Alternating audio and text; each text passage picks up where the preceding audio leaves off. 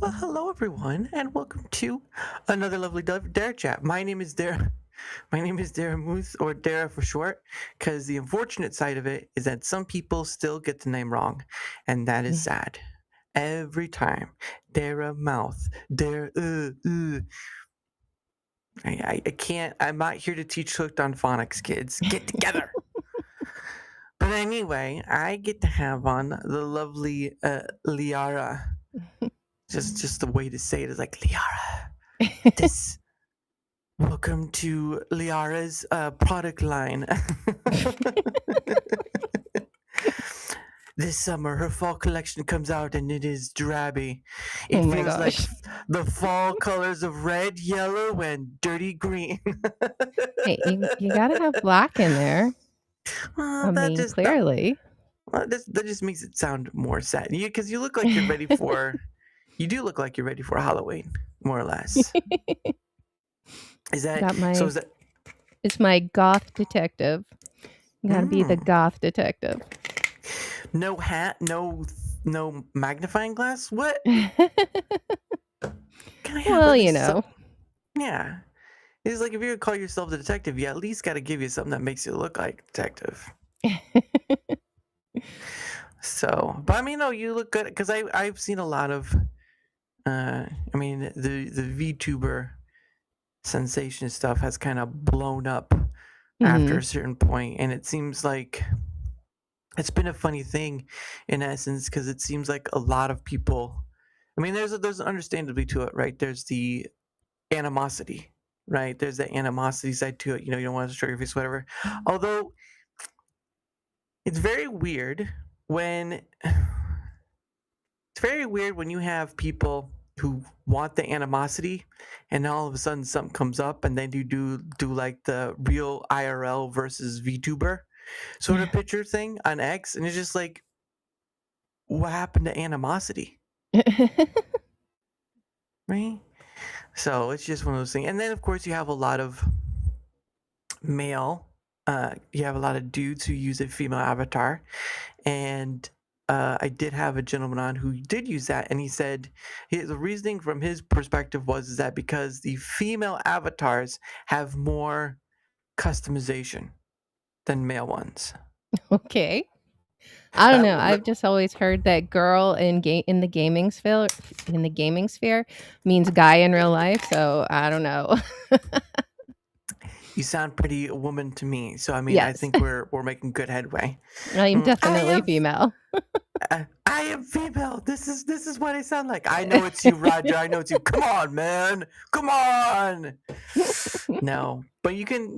I mean, once you listen to them, you can kind of tell it's a guy. But it does seem like there's a lot of not like so much, but it does seem like there's a big chunk of guys using female avatars. But that was the explanation I got from someone who was using a female avatar, and I'm just like, I guess I don't. I'm not too deep on VTuber stuff because one of the things is that many VTubers, it seems, have a lore, Mhm. right? Like they have a backstory. So if that's the case, like, are you part of that ordeal? Do you have are you like a black cat who causes crime or something? Like, what's the deal? Uh, I mean, I don't really have a backstory. Just I've always liked the goth aesthetic. Oh, And well, clearly I like puzzle games and detective oh, mysteries, stuff like that. mm. So, and then the catgirl thing is just because I mean, I like cats. So, it just kind of like all came together. Yeah, that's pretty awesome. But like, don't tell me, are you a cat lady in real life? I mean, I have one cat. I don't know if that Like, qualifies me as a full-on cat lady. one cat is good, right? Like people, like I get it, why people have multiple pets. You know, I know some people have like, let's see, like cats, dogs, rabbits, a gecko or some kind of reptile and all this stuff. And I'm just like, do you have enough space in your home for that? I just don't. You know, it's I had one. I probably had at least one pet throughout my life, and it was a I think it's chocolate lab, and we only kept it for so long because it ended up being like my parents were taking care of it, and we kind of didn't help. So when you kind of left, when your parents are kind of left, like, yeah, we're gonna give it to another family, which they did. There Mhm. was another family. So, but no, I think one cat is sort of like it's fine, but like if you get like 3 to 4 cats, I'm like, ah, Yeah, so maybe. I did have a menagerie in the past. It it was kind of an interesting story. So I Oh. had we had one cat. Like, we got a Mm, cat because I wanted a mm, cat, right. and, he was kind of skittish, and so he Oh. wasn't the lap cat I wanted. So, Mm, we got a second cat, and mm, that one also didn't, like, preferred other people. So, oh. then we rescued one cat, one little Mm, kitten from outside of our house, and mm, she liked me. She was my cat, so I was good. We had 3 aw. cats, it was a lot, but I was happy with my one. But she Mm, was kinda skittish, and mm. one day when the door was open and we were, like, bringing groceries in and stuff, she ran out, and I was heartbroken, I was Oh. devastated, and I didn't know where she was, like, I didn't know she had Mm, run out. I thought I was thinking all the worst scenarios, like, did she somehow get behind the walls? Is she, like, yeah, dying in the walls as we speak? Like, what's going on, you know? yeah. And, luckily, 3 days later, we found her and we got her back, Mhm. but we didn't know at the time that she came back, not the same as she left, and, then she had Ah. 4 kittens, so then we Mm, had 7 cats. And my silly self thought, you always give kittens away after they're weaned. And I yeah. was like, but that's so mean. Why do we do that? They should just be together. But I Mm, soon learned mother cats hate their grown-up offspring and they were wow. constantly fighting. So yeah, we eventually downsized everything and now I just have one cat. Mm. That is, I can't, I can't imagine how that would be if parents treated their kids the same way when they grew up. Oh, I love you, I love you. Get out, leave Right? me alone. You're good. Well, because you always hear, what is it like in the wild? Like some lions will eat their young, that sort of Mhm. thing. So there's that too. Like nature in all its glory is not kind. No, no, it's not. Regardless of what people want, it is not kind. And you kind of I kind of get like why people have like bleeding heart sort of thing, but it's like if you were out in the wilderness and you didn't know how to get back, really you're lost out there. That honey badger may not be your friend. No, no. that's Probably that best to avoid most wildlife if you're out there. Look, honey, it's a lion. It's a lioness. Don't worry. She'll be as calm as she bit my hand. I have seen way too many, like, just, videos of people thinking that the animals are gonna be just fine. I'm like, "Y Mm-mm. you don't have pattern recognition, sir or ma'am." Yeah, you're gonna get your arm bitten off. And the NC native, hey NC, how's it going? He says I got my reading glasses on because I'm book smaxing. And he says, honey badger don't care. That is right. Honey badger don't give a shite. All right, don't Mm, give a shite. I remember when that video came out, and people were just hooping and hollering because someone was doing like I guess it was like a National Geographic video or whatever, and someone decided to just do like a voice record over saying, oh, honey badger got stung, got bit by a snake. Oh, he's looking a little jazzy. Oh, he popped back up and he's off on his way. Oh goodness, that was so long ago. It shows you how old I am. But yeah, it's one of those things where I think and I've seen this too. Like you see those videos. I'm not sure if you have, but like have you seen those videos where people are at Yellowstone, and they're like, they stop their car, they get out, and they go try to pet the animals or or feed them, and I'm just like, yes, it's like, it's a wild animal. Why are you messing with it? They're not gonna be your friend. This isn't a fiction book. mm. That bear is not your friend. I'm sorry. Mm-mm. That Yeah, is I'm not sorry. Winnie the Pooh over I there. would choose the man every time because I'd survive better. you'd be you'd be like stink bump, and then just kind of like and then just keep running. You're just like, yeah, that got him pretty good. Um, you know, I hear having a bean burrito is good on is handy to have because then you'll have the means to distract your enemies. I'm a horrible person, I know, but I mean, it's just like sometimes you just are like, yeah, I know, I'm bad, but it's one of those things where going back to like Yellowstone, like they put up signs, that say don't feed the animals. They do their zoos too. They're like, don't feed the animals, and people are like, what's that sign say? Oh, look, a bear. Reading is apparently a lost art these days. Oh my gosh, yeah, I came up with something that I think would explain it well. We have a bunch of literate illiterates. Yeah. Well, it's Because it's like, like just because you know how to read doesn't mean, it's just like any muscle. You gotta exercise it. And too many people mm. staring at screens all day. Well, it's not just that. It's like I don't think they take the time to read it. Like it does take more than like a whoosh, you have to Right. like whoosh, because Comprehend. otherwise yeah. Like that caution sign that says "Stop, do not enter" is not a guideline. All right.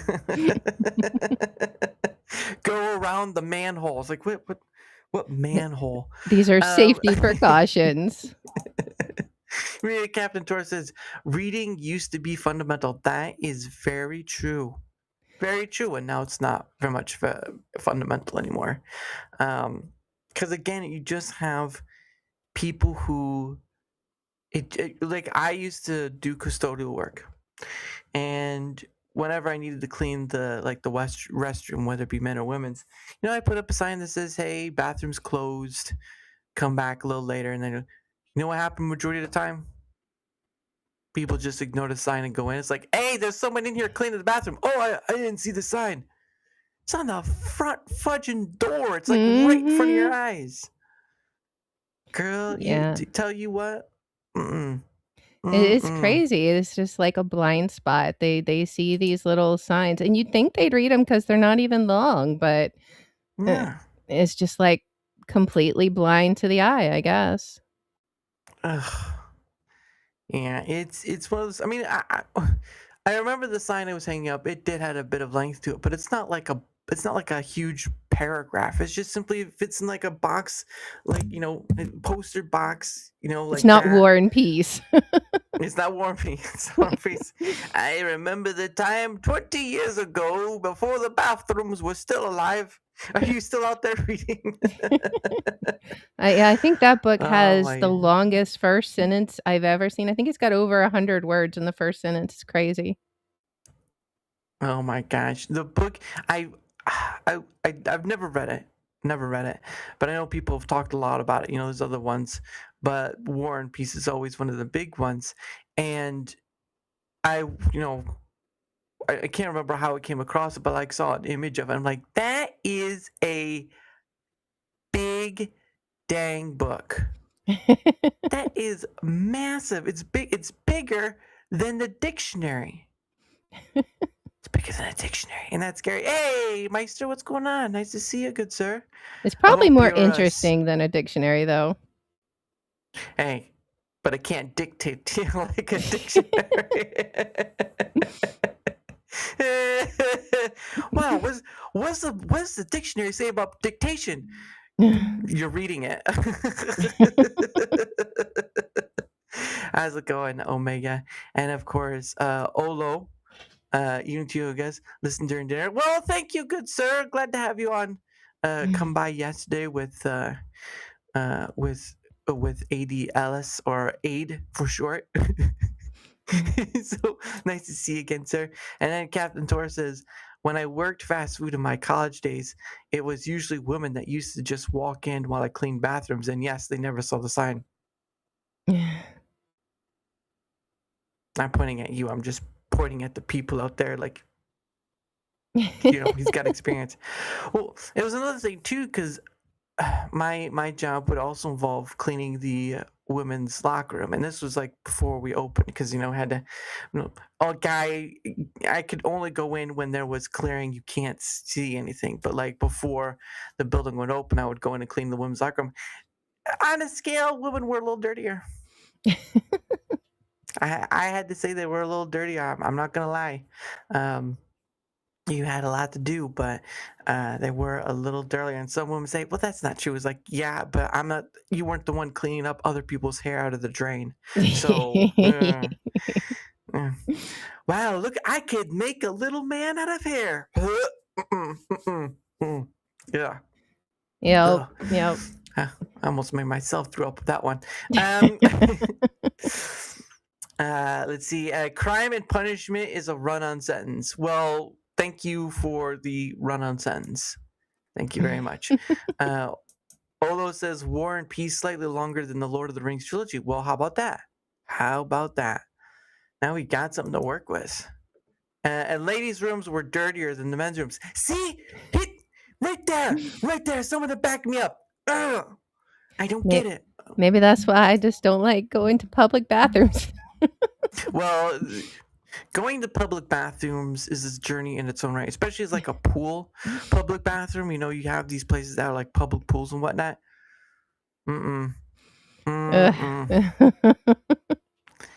It's like the worst. It's like the worst kind of chaotic mess you don't want to be a part of. It's like Bathroom, the horror movie.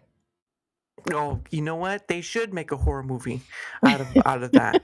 They should. Someone, the cleaning process, the day is over with, right? And a cue at Tiny Painted Face. Oh, I hate women so much. Well, I don't know about that. But just imagine, right? It's after everyone's gone. It's at nighttime. The cleaning person is going, and he doesn't know what to expect, but he knows it's not good, and he goes in, and the horror slides across his face. He just like the thing where like. It's just stuff like that where he just quickly just changes, and you see the life just drained from his eyes as clothing and food and all this other stuff, diapers are spewing all over the place, and you're just like, and that's where the movie ends right there. It just the horror movie just ends at that. And a lot of people in the theater are gonna be like, yeah, that is scary as heck. Oh my gosh. It'll be the best 30-minute movie there ever was. Imagine. Oh my gosh. Can you imagine if people just made horror movies out of just like the everyday stuff? Like someone lost their car keys, and it's just like, you have this setup of where it's just like, you got all the horror music playing while it's doing that, and you're expecting a jump scare at any moment. Yeah, and you just see this person scrambling like, where did I put my keys? Okay. The heartbeat starts playing.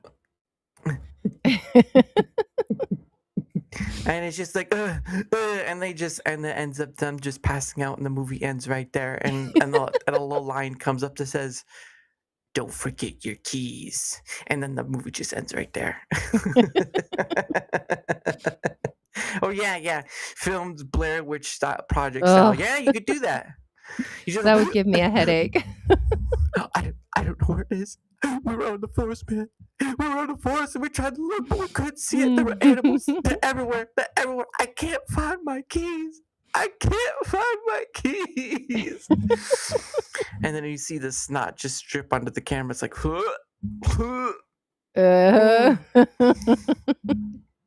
my goodness. But I'm surprised people still remember that, because that was like, oh yeah, snot bubble coming on those. There you go. NC got it. Yeah, that was so gross.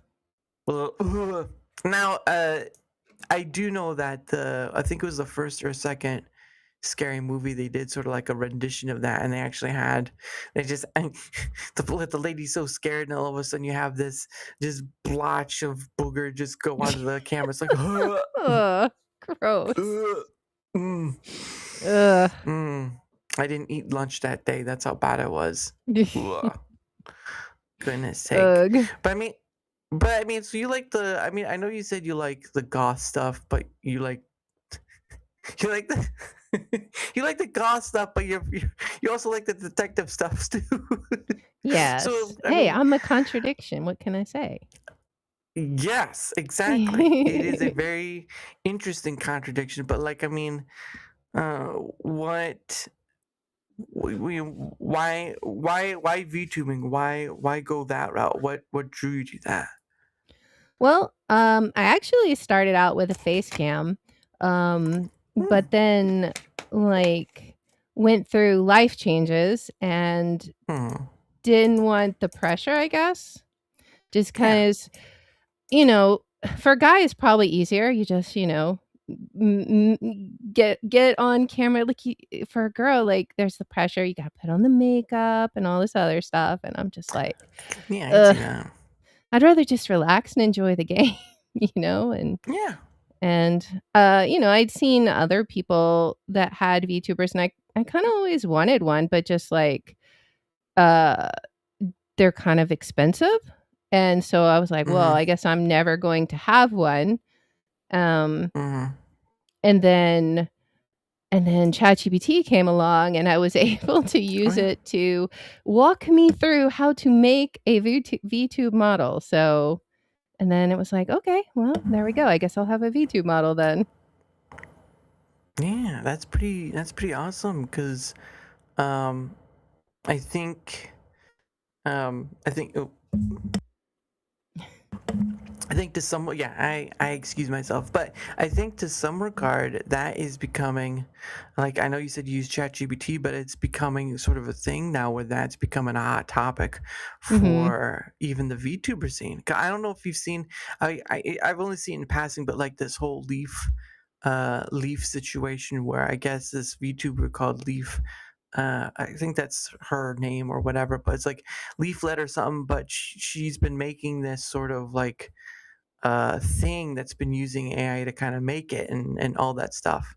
And and so a lot of people have been very adamant in what she's been doing, and other people have been very supportive of what she's doing. Now, I don't I know again I know you use AI in using it, but like from your perspective, especially being a VTuber, like have you kind of seen that? Because I know people commission, rigging all that stuff, but like for your end, like have you seen that? Has it been like much of a deal for you, or you just use the tools that are there to use?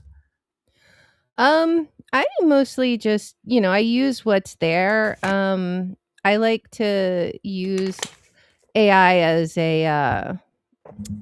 what it's good for, fast searching. Yeah, Because yeah, sure, I could Google this stuff, but it would take a lot longer where it's just easier to form a correct prompt and mm-hmm, AI can just go gather the information I need and collate it for me, and then I can do what needs to be done in order to mm-hmm, you know, accomplish my goals.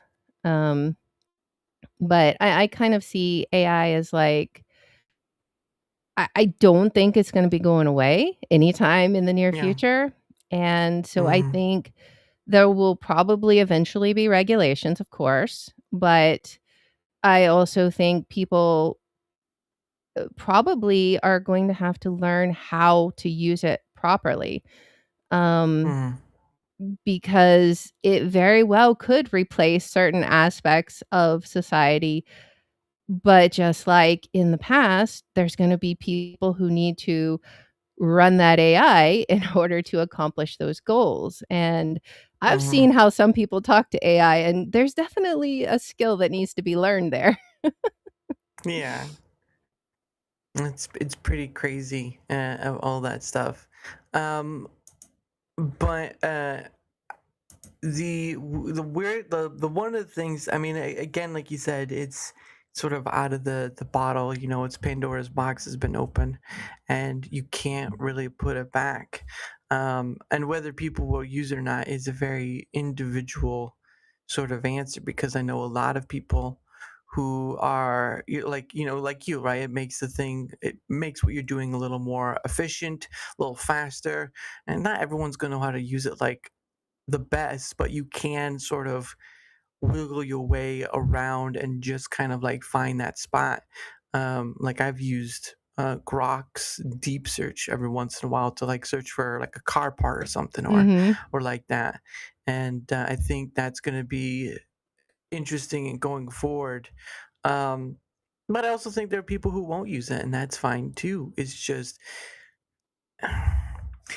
like from my perspective, or at least for myself, I'd rather view it as a form of symbiosis rather than some form of abuse or parasitic sort of thing, Right. because I understand to some people like the whole data center situation, all that stuff, but like there's a lot of misinformation and a lot of things people just take off like the headline sort of thing. Like they see the headline and it's like that's the whole thing right there. When basically it's like it's just to get your eye, and then inside it's like there's more info, Right. or not, depending on. But with this sort of tool technology, and again, many different ones, Grok, Midjourney, um, I use Claude on a daily basis. I know some people use Gemini, ChatGPT, or so forth. But I mean, and to kind of add on to that, right? And I know you stream to YouTube as well, but like when people make the big clamoring on that, right, about the AI stuff, they tend to forget that they're uploading stuff to YouTube, which is Google's, right? Mhm. It's Google's thing. And in doing so, that whatever they upload, I'm not going to speak as outright, but I do believe gets used to train their other stuff like VO and was it Genie or something like that. Like people are uploading the training manuals basically to YouTube, and they're complaining about how bad the AI is when they're actually the ones training it. Right? Yeah, like, that's kind of the thing, that I think is taking people a bit by surprise with it, Mm, is there's all of this content that's publicly available. Literally, any human being could do what AI is doing as far as collecting it and learning from it and stuff like that. It's just AI does it faster and better. yeah. And like historically, if you wanted to keep something more private, you didn't Mm, post it on Broad Street, so to speak, you didn't make it available to the world. You had private galleries and mm, and things like that. But um I think because it just went from not really any AI to now there's AI, now there's a lot of people who are just caught by surprise because the stuff they thought was safe because they had watermarks or something like that, now it's not really the case anymore. yeah. Man, I know there's still some people who do use watermarks, and that's understandable, obviously. But the point being is like you said, there's a lot of stuff that's been out there publicly.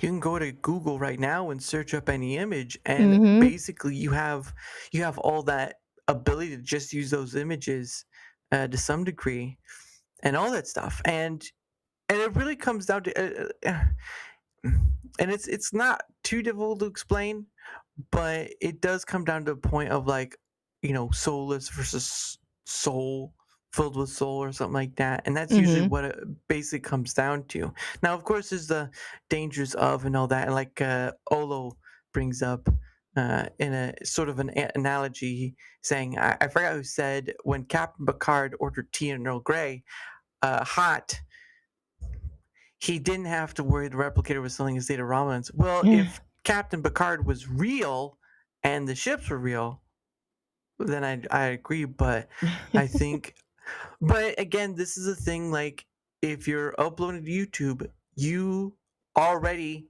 give that data away because Mhm. you're under their TOS and stuff, right? Yeah. Same with any platform. They basically have a little scribbling that says we have the right and your stuff is on our platform and all that. So basically, people who upload to YouTube, they train the AI. People who upload to Twitch, probably training their AI if they have one, or Amazon. Basically, it's mostly Amazon. Mhm. Kick, I'm not sure of, and all that stuff. But it's like, sure, we'd like not to have that happen and the selling of data, but like, you don't live in a world where free is free, Right. right? I mean, that's why Right. Oh there's no, ads everywhere. oh yeah. Oh gosh. Like that's how they make their money. Well, YouTube does a little more than that. But I mean, they are the de facto of advertising. And Olo says the fewer accounts you have, the more free you are. Well, and that's. I mean, I guess you could say that, but I do stuff like Proton where I use that sort of thing where they're about human as a privacy right and all that stuff, and so they have an ecosystem of tools to use, and you can be free through that sort of thing through like privacy tools or whatnot, or you just don't get on the internet at all. Right, go outside and touch grass.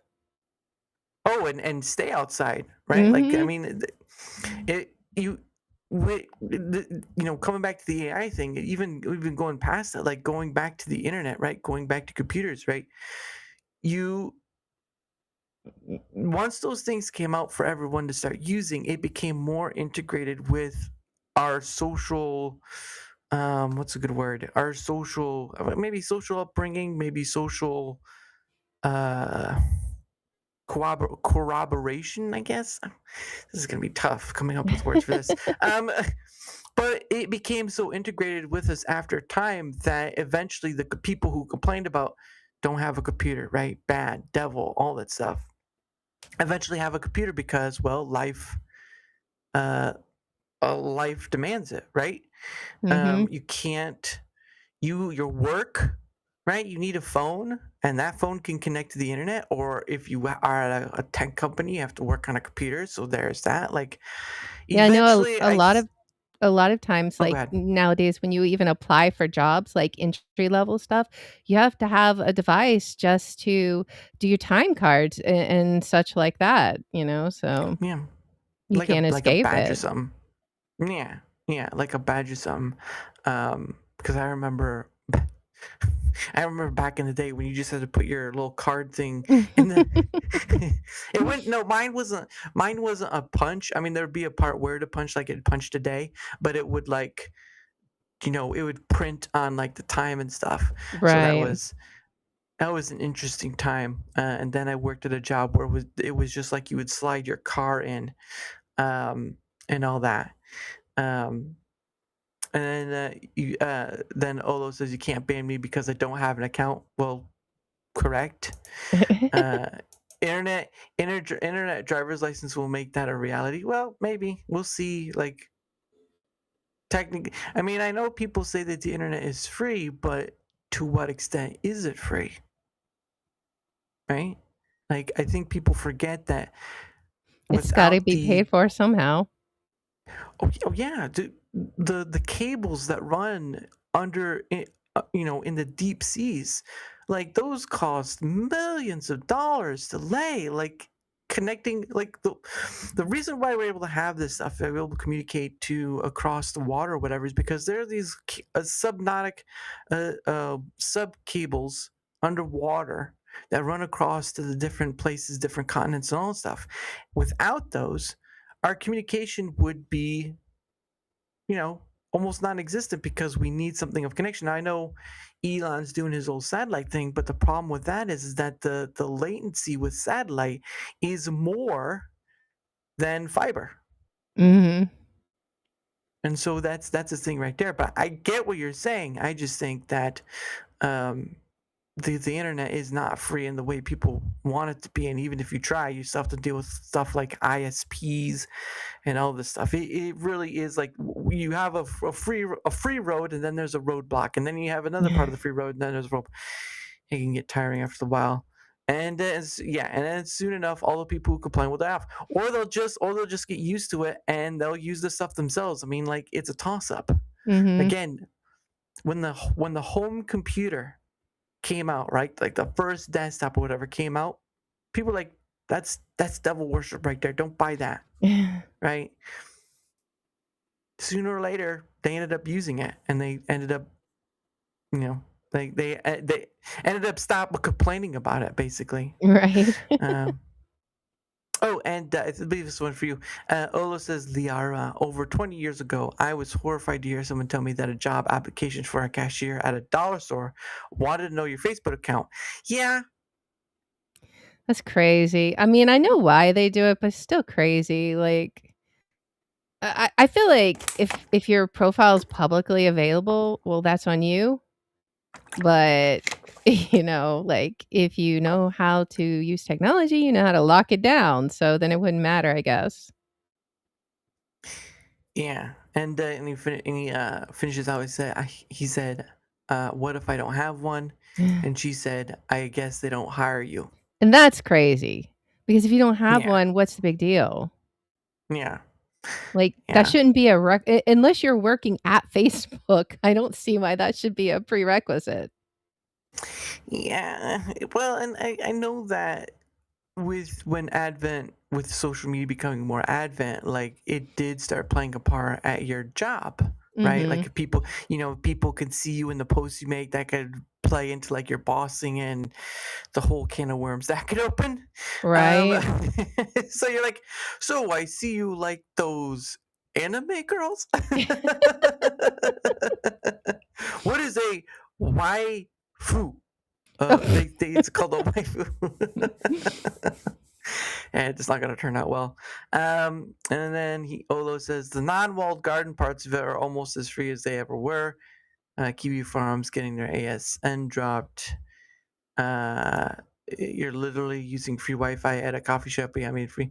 Well, again, you're still forgetting one part, and it's called ISPs, right? Because you have to connect to the internet through a gateway. There's no getting around that. Has anyone created a door to connect to the internet that doesn't require a gateway and has allowed people to go through with it? Yeah, you still have to have some way you're connecting.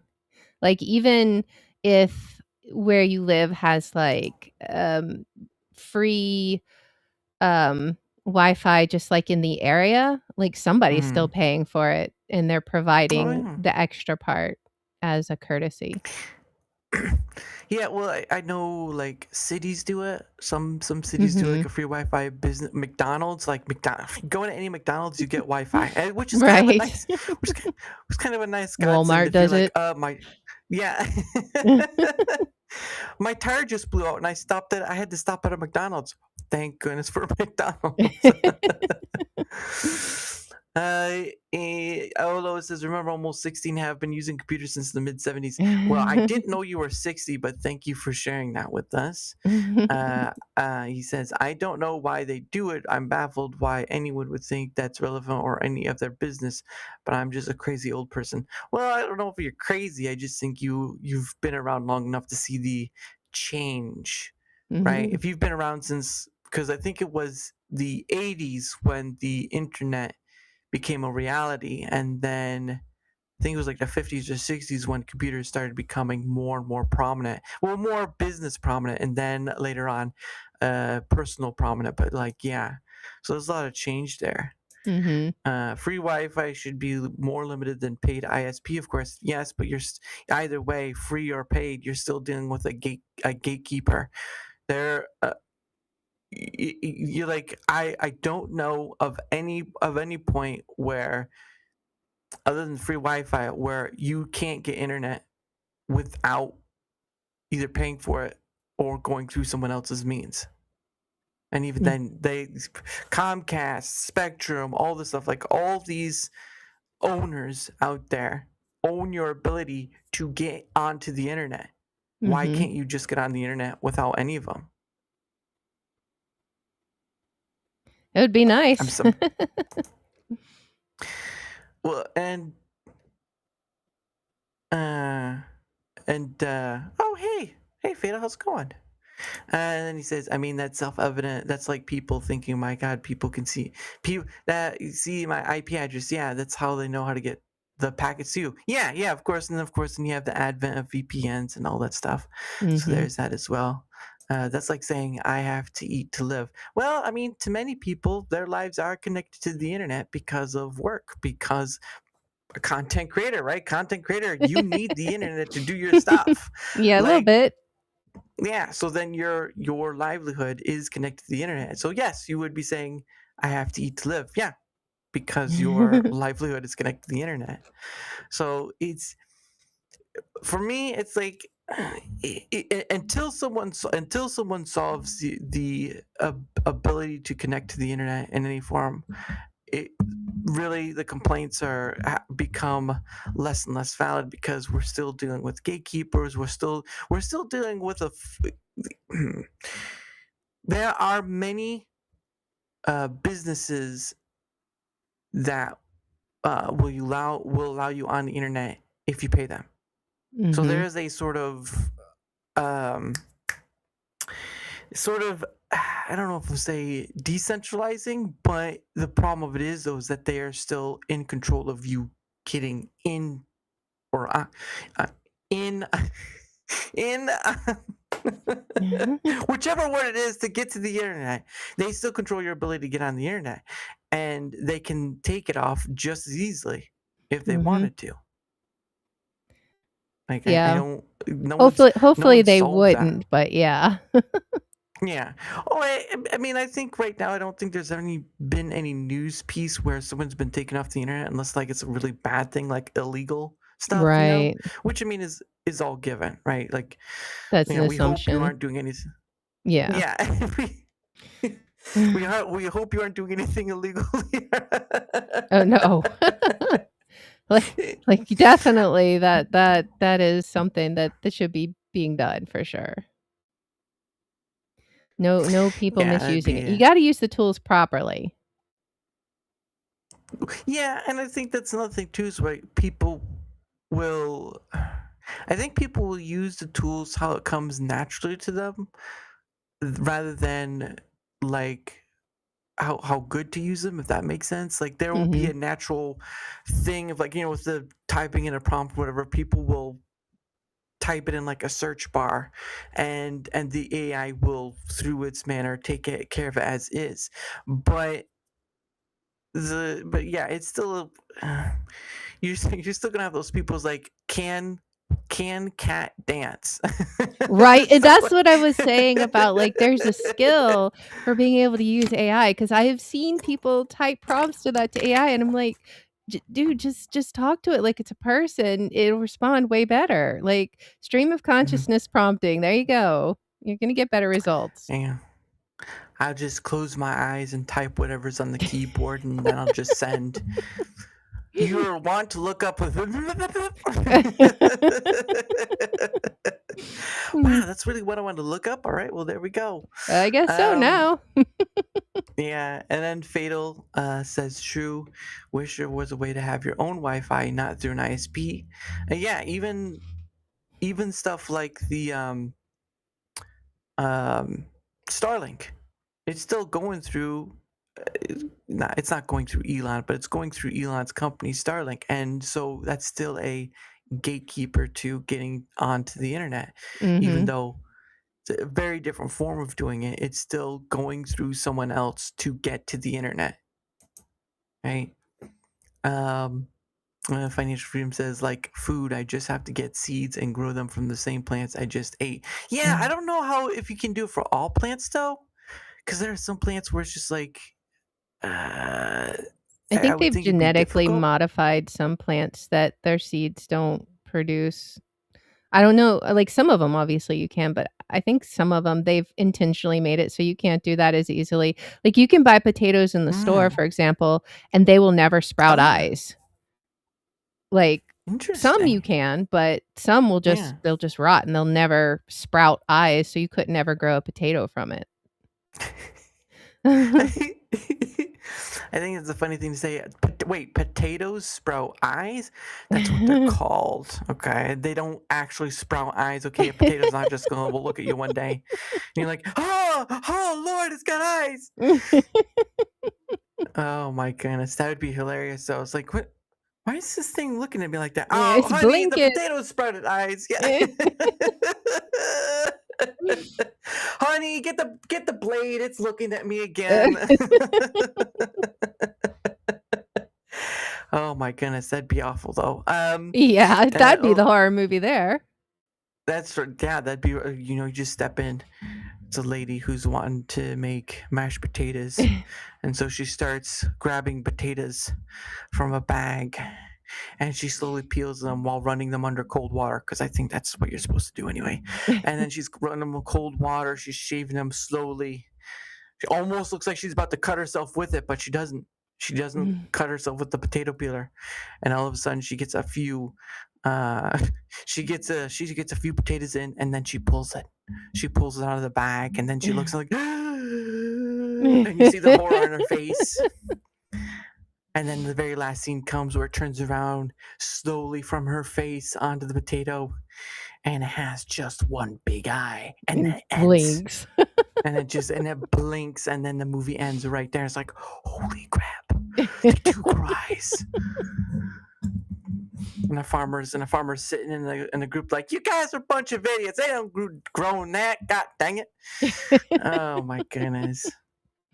But Olo says a decentralizing federation, I'm not sure what that word means, isn't always the solution. Look at the Fediverse, a million little dictators all banning each other for whatever. I mean, I guess, but then again, why would you create something like crypto if decentralization, well, I guess you did say isn't always a solution, but then again, you're either being controlled by one point or another. So what is the solution? Right? He says your connection always has to come from somewhere. Again, self-evident. Yeah, because we're connected across the world through underwater cables and cables throughout. Like you're not, well, unless you use satellite, then it's a different story. But still, you have cables to connect from the modem to your computer and all this stuff. So there are variances of degrees of connection. But at the end of the day, though, someone is still paying for it. And it's either you or someone else, state, whatever it is. And then technically, if it's the state, it's still you. That is true. if your city is paying for like free Wi-Fi to use, it's basically coming from your taxes. So basically, wow, I can't believe there's free Wi-Fi. Wait a second, and that's where the movie ends right there. Financial Freedom says, I have become a cucumber farmer now. I love it. Well, that's awesome. Are you going to make pickles, though? That's what I really want to know. If you're going to make pickles, people love pickles, depending on. Cthulhu, Olo says, envisions a Cthulhu-esque potato monster with a million eyes. That's how the movie ends. Right, That's how the movie ends. And he says, social networks and cryptocurrency are two different things. I'm just saying it's not a panacea. Just stop trying to use big words to make yourself look big, okay? Yes, they're two different things, but you're talking about people wanting freedom in the way of decentralization, money, and all this stuff. But like even then, cryptocurrency is not widely adopted because it's not so easily usable in that regard. But even then, social networks, like people want. I mean, what Odyssey is in the crypto thing. That's social media, and that's trying to be very decentralized. But like even that's having a tough time to stay afloat. So I would think the best bet would be like encryption. But I mean, it's just I'm not a very technical person, so it's just guesswork at my point. Yes, of course, there is no such thing as a free lunch. Well, duh, because either you're paying it, or someone else is paying it. Yep. That's 2 pays, not 1 pay, not 3 pays. It's 2 pays. Oh my goodness. But I mean, how long you've been doing the thing you've been doing though? Your content creation, your content creation journey. How long have you been flying around like a butterfly in the wind? Let's see, probably like 3 years. I started, of course, on Twitch, like I think probably everybody does when they're gaming content. And I had always thought about multi-streaming, but until Rumble came around, like there wasn't really a good free option, and talking about free and all, but but, then when I got onto Rumble and, I just started seeing, that it could be an option, and Hmm. then I started, doing the Rumble Studio, and that's when I started multi-streaming to Twitch, YouTube, and Rumble. Until then, it was basically just Twitch. Yeah, I think I have heard a lot of people do start on Twitch. I know a lot of people, big chunk of people, started on YouTube, and I think for the most part, you just Twitch is just the live streaming arena. Like I know you Mhm. can make clips, and of course they have the channel point stuff, but like majorly it's just live streaming. So I know it's considered like the number one live streaming place. Mm. Um, but it also comes to a point where like people want their stuff to last or to be seen later down Right. the road. Yeah, and And so they that's recently changed it so you couldn't, like, they used to have it so you could have a whole bunch of content, but then they cut back the hours, and so now it's just a temporary repository of stuff, and older content's just gone. yeah, and which is kind of a sad thing because I know a lot of people like make clips or stuff out of it whatsoever, and those get deleted too after a certain point. Like I think it's like you have to be like part of Turbo. I think it is like you have to be on Turbo to get longer, but Mhm. that's just a guess of last time. But Getting more money. uh, that's right. But I think the point of the matter though is that, and I've seen this from not Rumble. Rumble can save to it, but like other platforms too, like their uh, or between Twitch and Kick because they're both live streaming. Like they only last for a while and then they're gone, and so you know people usually end up putting their stuff on YouTube like you've been doing Mhm. and putting your VODs there. And so it kind of goes to show that YouTube is still just as important because in a way people do still want their older stuff to be seen to some degree. Yeah, I know, Um, like, if I watch somebody and I like their content, I'm one of those people who actually goes back to the very beginning and will watch everything they've ever made, so I'm just a completionist like that. but let me tell you, my beginning was not pretty, but it was. It was there. Same, same, Um, it's okay. I'd like to talk about. I'd like to talk about. But no, it's and I've seen like platforms who are just live streaming only. They will like. There's one platform I seen where I mean, again, some platforms they will have like you can have your stuff on there extended if you pay us a certain amount, or like the like a loyalty program thing or something.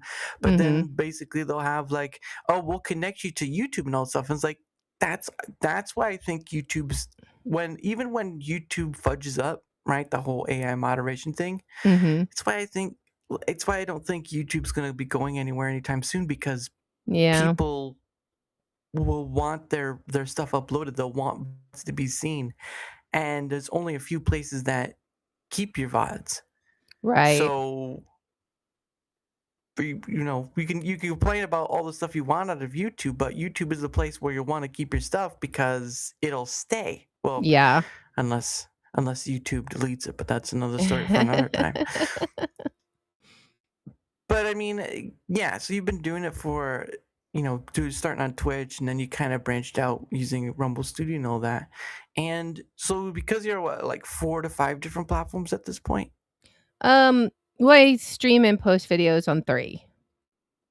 Okay, okay. So you're about 3 different platforms. So like with that experience, like through the different platforms that you're using, like what has been the differences for you, uh, like good or bad that you've seen? Because to kind of give context to it, I usually, when I have people on who use multiple platforms, I ask them like, "What are your experiences between the different platforms that you use?"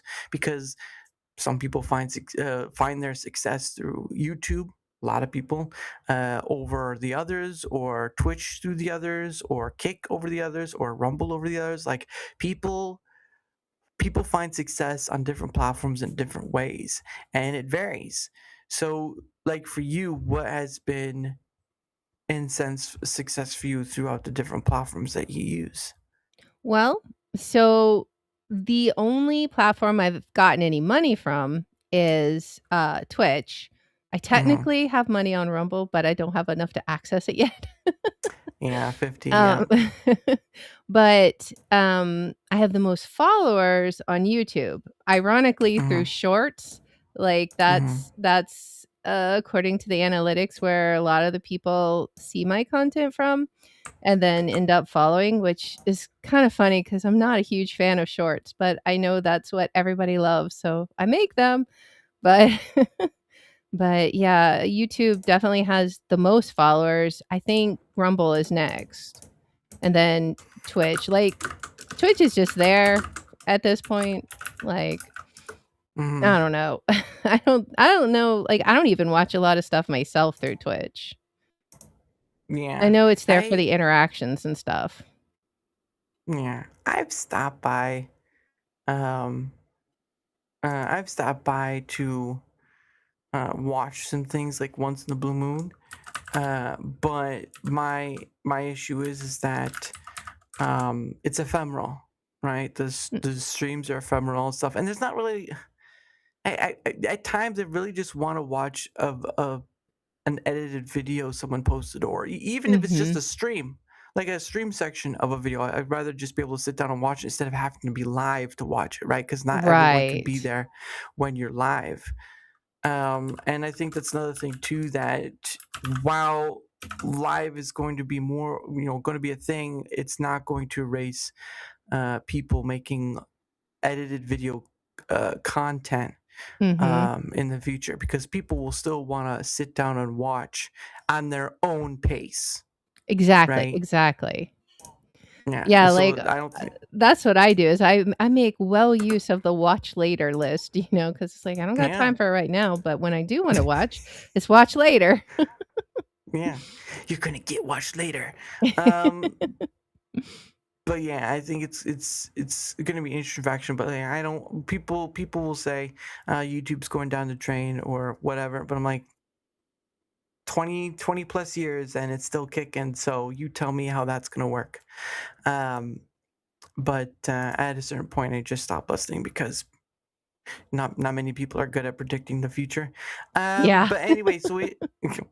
Well, it's like, what does your crystal ball say, Right. Kimosabi? It says that YouTube is going to fall because they do things that make people upset, and then because they keep doing those things, people will never come back. It's like, I I don't don't believe think that future. so. I don't think so. I think someone's lying to themselves, but that's just Yep. me. That is just me. But anyway, it is the top of the hour, Liara. And so what happens is I set aside some time for me and my guests to promote our stuff. Now, I was able to find through many different pathways, I was able to find many different links, but it's a lot.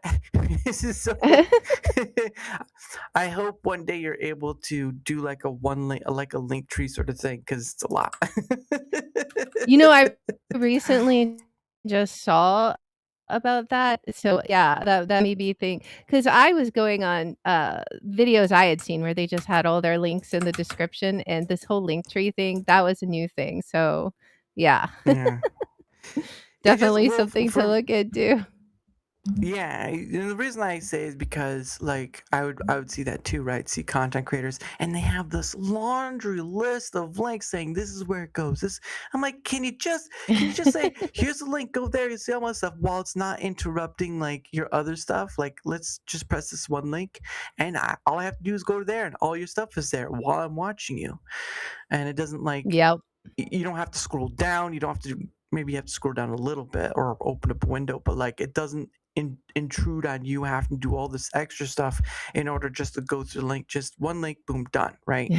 Um, but I just say it as a thing. Is like I I truly believe from my end that having a one link that leads to all your other links is just cleaner, at And I least from think my that may be perspective. like a changing industry thing, like maybe Yeah. that's the way people used to do things, but it's not like you get a bulletin that says, "Oh, hey, this is the new way we're doing things." So you kind of got to figure it out by just happening upon it. Yeah, yeah. And I think I think it was like I came across someone who was using Linktree, and I was like, "What is this?" And I went and I was like, "Oh, I didn't know this was a thing." And then I went to their actual website because there's the actual website, and then the person who uses Linktree, and then you have that whole thing of like adding stuff. Now there's a premium part to it, and if you want more stuff, you have to pay the premium part. But I Mhm. mean, the payment is so minimal. I mean, if you can't afford it, then don't. But like, free is free to that regard, and Right. yeah, someone else is paying for it. But at the end of the day, take advantage of it, right? Yeah. Take advantage of it. So I did push the link. So if you want to, in your own way, promote your stuff, the floor is yours. Well, I am a variety streamer. I stream not just puzzle games, but simulation games, strategy games, survival games, a little bit of horror games, but mostly not horror games. I really, really like the point and click puzzle games, though. The Mm, mystery detective type, using your brain to figure things out kind of games. yeah, So, yeah. and just wherever those genres tend to overlap, you know, there's probably less game categories that I don't like than there are that I Mm, do like. it's not bad. That means you're very adventurous. Very adventurous. But yeah, so like of course her links are right there in the chat of all her different places. But if you just want to know where she's at, you can go to the description on both the Rumble side and YouTube side, because I do post it the other places, but they are ephemeral, meaning they just disappear after a certain point. So Right. Rumble or YouTube is where you'll get the most permanent stance on like where her links are at. So if you want to know where Liyarra is, if you want to see a black cat who's a detective, I hear, see her do all her stuff. The links are right there of where to find her, and find her you shall.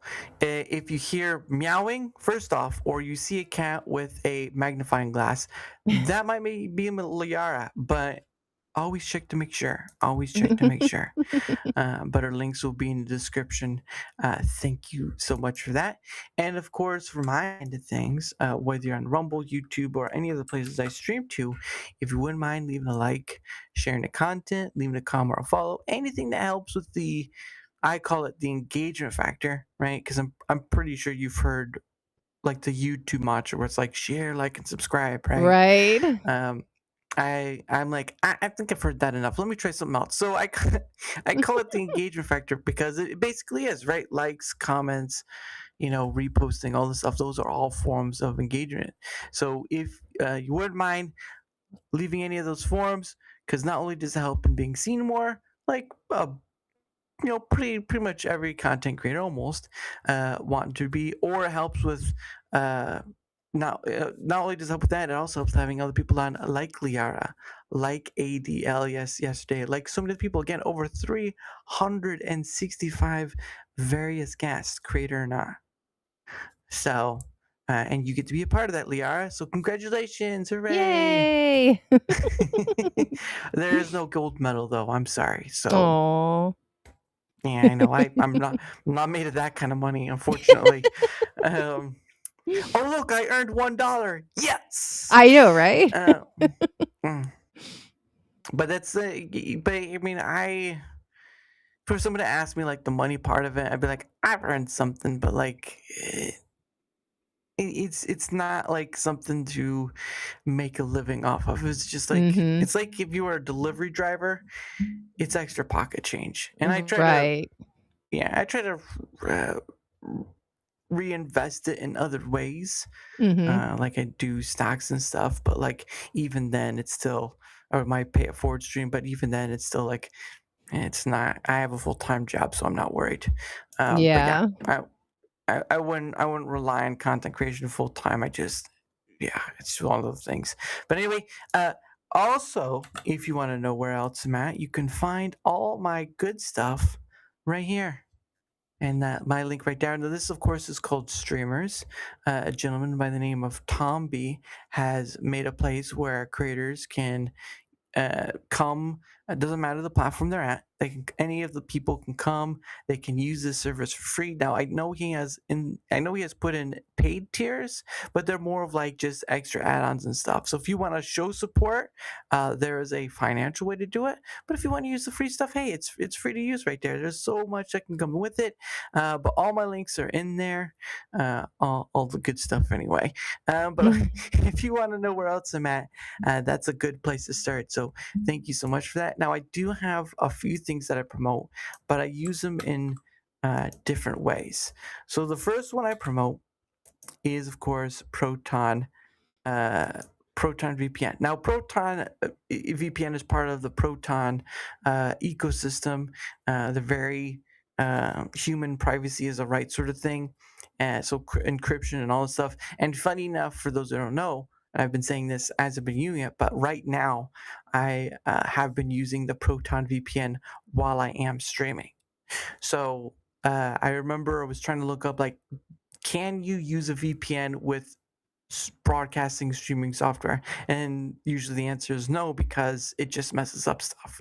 But as you can see, working pretty good, so glad for that. But if you want to know more about Proton VPN, or if you just want to know more about Proton and the other facets of Proton, like Proton Mail, Proton Drive, and all this stuff, well, this will lead you to the Proton VPN right there. You can make a free account, paid account, doesn't matter to me.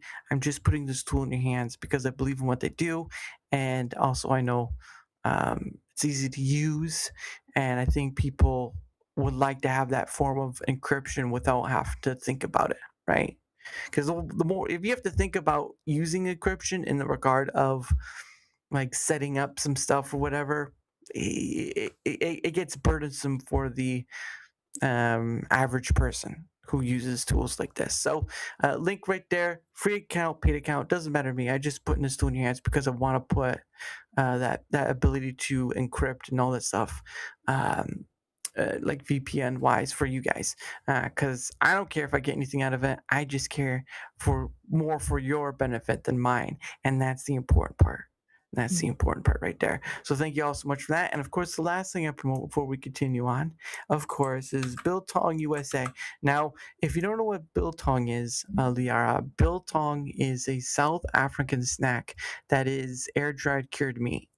Basically, what was it? They cut up strips of raw beef and they put them in spices, that kind of help, all that stuff. But then it gets air dried. They can do spicy, they can do like non-spicy, all that. I think they have like a Ghost Reaper one. I'm like, no, not even gonna try. That if that gets near me, I'm gonna like, why does my nose smell like it's burning?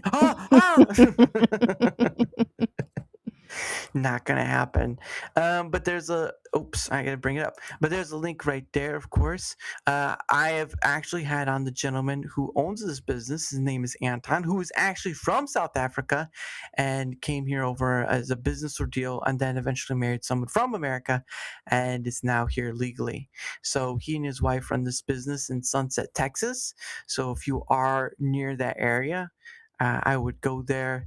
They have hot food. They have also stuff. You even just go look around, and if they ask you how do you know about you, just say Dara sent you, because they'll be like, "Who's that guy? Who's this Dara person?" I mean, you guys need to have something to eat. It's getting a little weird. But you can use code DARE right there to save yourself some 10% off if you do buy it from the online store. I do. I use it. Look, I'm not ashamed to say I use it because it kind of helps when buying all that good delicious biltong that right now my wallet does not agree with me in getting.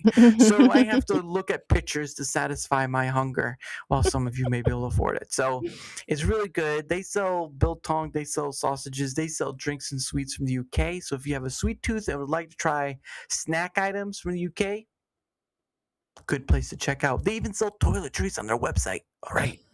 Just putting that out there. People are like, oh, they sell this food stuff, and then they sell toiletries. And you're like, wait, hold on. You're selling a food place is selling toiletries? Well, yeah, you get the food to eat, and you get the things that help you clean up when the food comes out. So you got it all in one go. It's like literally having a toilet right there. Like you eat one of the hot foods, and the toilet's right there, just ready to go. Oh my gosh. One-stop shop. That's a one. Legally, we have to keep you a little further away from the food, but just close the door when you're ready. Can you imagine if they had a restaurant where you could, it's like a porta john sort of look, but it's not like that. There's an actual toilet in there, and you get like you would sit in there and you'd be kind of this box, and it's not hot or anything, and then it's like in a prison thing where like this little slit opens up and it opens out and your food just slides in. Oh my goodness. You're just ready to go, like after you if you need to eat while you're if you need to go to the restroom while you eat, it's all right there. Look, man, you didn't come. This is not a professional show. You just came for the fun of it. But yeah. Now I'm good at days like, what would I call that business? We'll call it the Port of John. The Port of John. They might argue with that one a bit, but if you change the wording of John a bit and you call it Port of, not Port I think you'll be good. You just say it's nautical at that point. Yeah.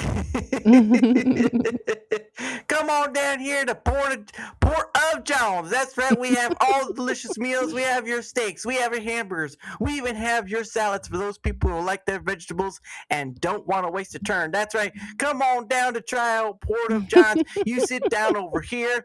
We feed your food through a door, and if you need to go, you don't even need to move. It's just right there. You just come on down. We have the special called the shite salad right there. Oh my god.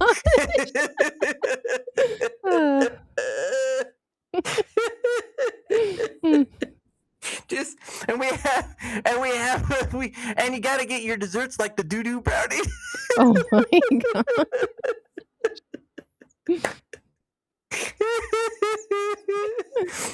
Oh goodness. Oh man, I'm having too much fun with that one. What would you call what food item would you create in this restaurant? Of course, there, Liyarra. Oh my goodness. I mean, if you're already talking about like basically beef jerky, just go for the undehydrated version and get steak. Oh yeah. Well, no, I was talking about the restaurant Port of John. Oh yeah. What I don't know. menu item would you create? Oh man. I don't know. Maybe That's when fine. I don't know. I don't know. There's too many possibilities. And none of them are probably wholesome. Yeah, no. At a certain point, you're making bathroom humor on food jokes, and it's like, I don't know if I want to touch this. But yeah, it's just a funny thought. But yeah, that's just funny to come across that, and you're like, I might try it. I might try a doo-doo brownie. It's filled with all your natural ingredients right there. That's right. You got your bleached flour. You've got your butter. Oh goodness. But yeah, content creation.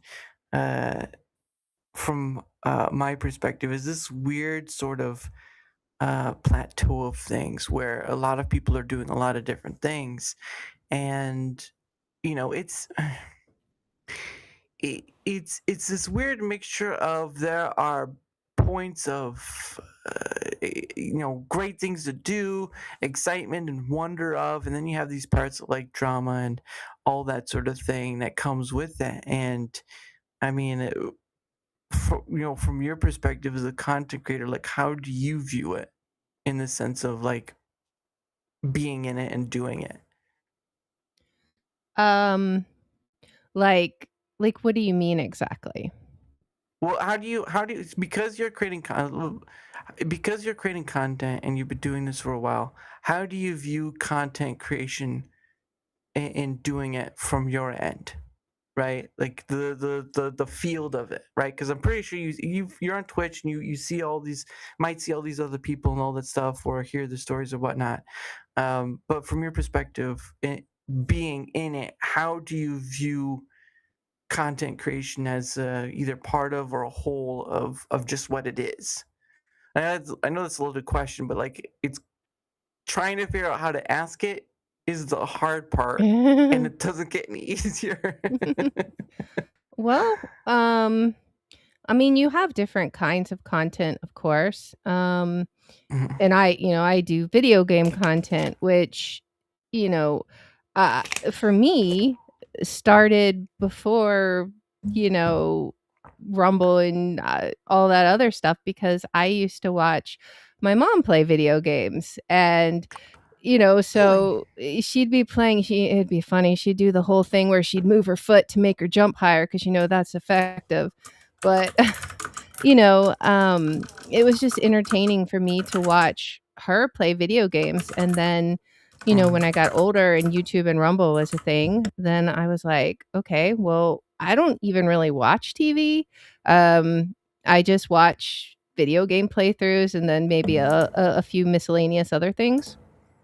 Mhm. But like as far as my own content creation, um, I like to go for um, a mostly non-edited kind of, calmer, more seeing the playthrough kind of thing. I do edit out, like, when I don't do anything on my live streams, obviously, but Yeah. on my videos that I edit, my curated stuff, as it were, I like to Yeah. edit out, like, all the bad words and, like, if there's for example, the forest, has, like, nudity, I'll blur that out, Oh. like, I kinda make it so that it's like, I wouldn't care if my teenagers watched it, that kind of stuff. Mhm. Because I think there's a lot of good games, but they put a lot of unnecessary stuff in them, and Mhm. it's easy to, curate that so that you can still enjoy the story Mhm. and what the game is about without having to get bogged down in all the unnecessary things. Yeah, and that's understandable because obviously, of course, platforms have their issues with certain things, so you have to edit yourself or whatever. Well, yeah, and and I've seen people play the forest too. Yeah, it's pretty crazy, but yeah, I can understand that regard. It's just I sort of asked that question and trying to get perspective of how people view content creation being in it because it is a very wide field of different things, gaming, uh, uh, edited video content, all that stuff, and is to me. And to give an example, like I still feel like an outsider, even though I'm still, in essence, creating content to some regard. And having people on chatting with them is a form of creating content, but I still feel like an outsider to it because of all these different bits and bobs that what make the current form of what content creation is, or at least what I don't know what people view as like the general stasis of what content creation is, if that makes sense. So like overlays and the thumbnails and all this thing, or like the high production quality of videos and whatnot, Mhm. or live streams as well. So there's this thing of how people view what content creation is from a viewer angle and a creator angle, and I view myself as the outsider on that remark because I don't follow those systems to do the thing like everyone else does, in the regard of like, oh, you gotta do these super, sightseeing things that people need to whatever. Because I'm really just here to chat with people about whatever comes the way, Yeah. and not whether something great comes out of it or not. I'm not sure, but like the people I get to meet, you know, challenging or not, the worth is in that regard, rather than all the other stuff that people worry about. It's a load off my back. It actually makes it freeing in the regard of I'm not worried of measuring up to those points, if that makes sense. Right. So I'm kind of like that. I've seen people like post videos where they're stressing about how the algorithms change and all this other stuff. And like I don't care. Like I really don't. I'm Mm, just making content that playing games that I enjoy. I don't worry about if it's the latest and greatest game that's getting all the views and whatnot. mhm, A lot of times I play older games that, that I used to have fun with, when I was younger and just mhm. kind of replaying them through. And there's a surprising amount of people that are actually interested in seeing all those older games. Um, Yeah. and so I just do it for fun, like, Mm, I if I'm also, like I'm, like, an extreme introvert, so it gets me out of my comfort zone, but, yeah. I just, do it for, the games that I find interesting, because I'm a firm believer, like, if you're not having fun, then Mhm. you're just gonna be miserable the whole time, you're gonna hate what you're doing. Yeah. So, you know, I really believe that you need to be enjoying what you're doing or just don't do it because it's gonna come out in your content, like, people are gonna see that. Yeah, it's true. That is very true. And Olo says, I much prefer making pre-recorded videos of movie reviews over any kind of live streaming, even though it's more work, partly because I prefer that content over my game streams, etc. Yeah, Yeah, and I that's think you get more understandable. control over that. It's definitely less Yeah. stressful too. Live streams are stressful. I think to some regard it is, people there are people who don't know how to handle it. Like I at the beginning, I didn't show my face, and then after a certain point, I started like doing this point. Mhm. Um, but it's in doing this conversational part, it may have been somewhat difficult, but more and more doing it, it's just like, it's whatever. Like stuff like technical stuff happens, and you kind of like, Yeah. but Right, at a that's certain the point, it's like, worst. mm. Or like the streams that sounds like, why I'm pressing go live and it's not going live. What's going on? Stuff like that. Usually, if it happens, you know what? I have an excuse, and it's like it's out of my hand, guys. It's out of my hands. So there's that. And of course, he adds on to that. But since I'm just doing it for my own enjoyment, it boils down to what I have the time and inclination to do. True, true. Exactly, yeah. And then he says, Liyarra again agreed. My movie reviews tend to be mostly, if not entirely, family friendly, but my tism music streams definitely not. He knows what's up. He knows Mhm. what's up. But but you are cursor. Oh my. Oh.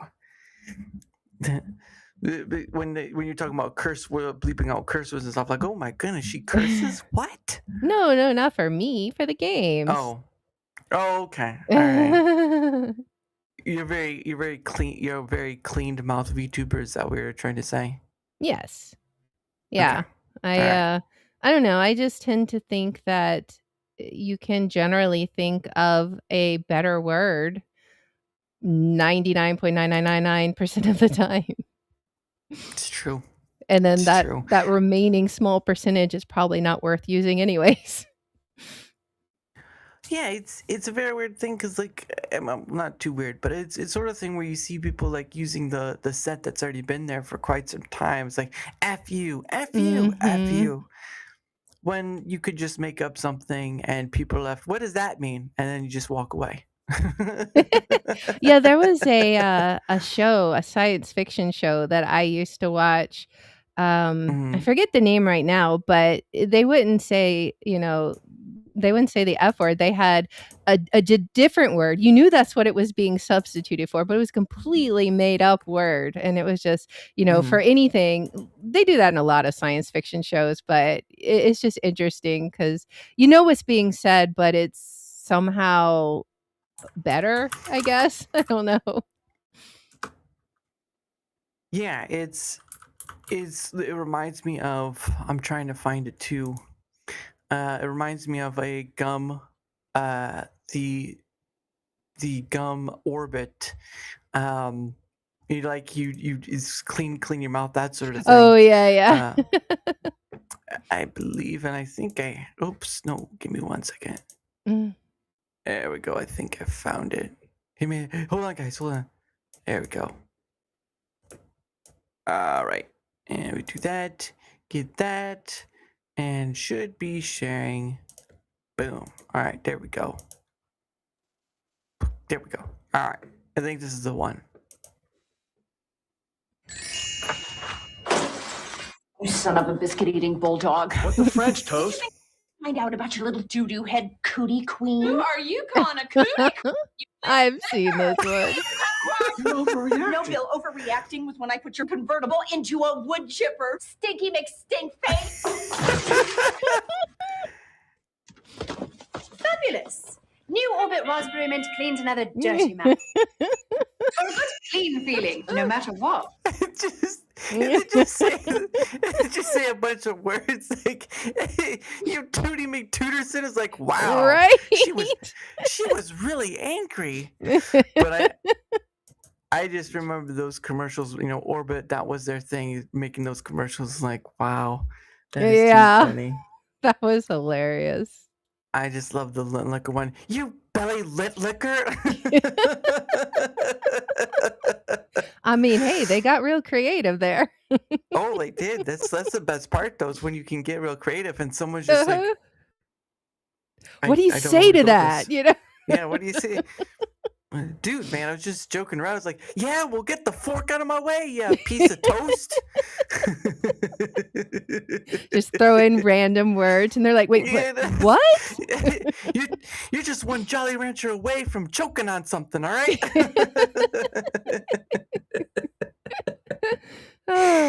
Yep.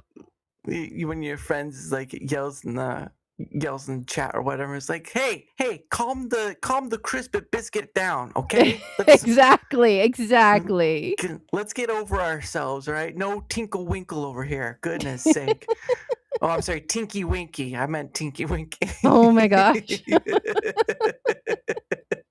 At least you didn't get called Poe. That'd have been worse. Ugh. That whole thing, nightmare fuel. Oh, it was, as a kid, it wasn't that bad. It Oh made my sense. gosh. You could see the television in their tummies. They were called Teletubbies for a reason. I mean, come on. You're like, that's a weird concept, but it works.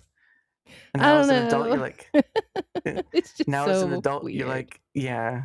It's like remembering Yo Gabba Gabba used to exist. That one was awesome, man. I would watch that over Teletubbies any day of the week. Oh, okay. They had people dressed up in funny costumes. Come on. Yes, but they had amazing lessons, like don't bite your friends. Yeah, that's true. And you're a cat, so you have to be really careful with that one. Did he taste like chicken or liver? What's that? I've got chicken, I've got liver, meow mix, bleed his liver. Yep, that's how you know it's a meow hit. mix jingle.